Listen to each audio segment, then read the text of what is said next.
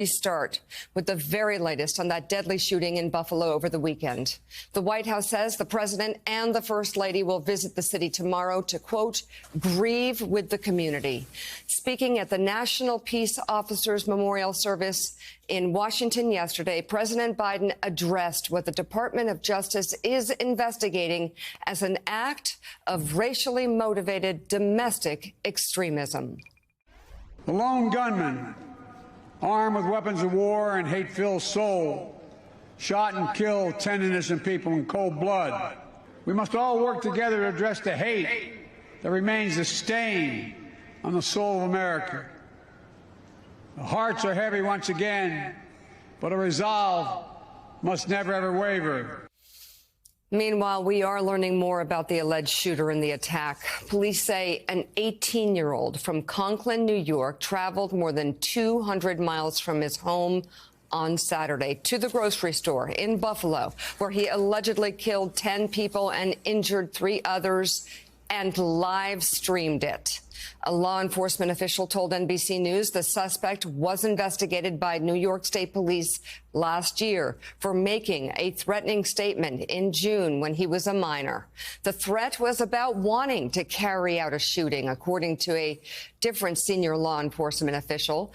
A state police spokesman who did not release a name to NBC News said the subject of the investigation had been transported to the hospital for a mental health evaluation at the time and was not charged with the crime. In social media posts made before Saturday's attack, which were reviewed by the Washington Post, the suspect reportedly explained how he used census data to zero in on a neighborhood with a high percentage of black residents. Of the 13 people shot, police say 11 were black. The gun he reportedly used, a legally purchased semi-automatic that was modified with his father's power drill and a kit he purchased separately. According to the New York Times, it also had racial slurs written all over it in marker. We are also learning more this morning about the manifesto allegedly written by the suspect, which laid out the plans for his attack. The PDF, which was posted on Google Doc just 2 days before the shooting, has been reviewed by NBC News. In it are dozens of pages of anti-Semitic and racist remarks and repeated mentions of the so-called Great Replacement Theory. That theory falsely claims through immigration, interracial marriage, and violence, Jewish conspirators are attempting to eliminate the white population.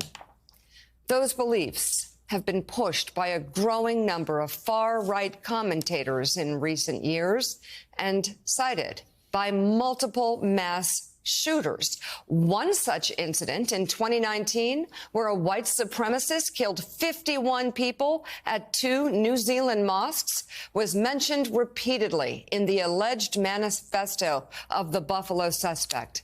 In those documents, the suspect allegedly wrote that he became radicalized while using the popular message board site 4chan when he was bored at the start of the pandemic. A senior law enforcement official tells NBC News they are working to verify the authenticity of those writings. Joe.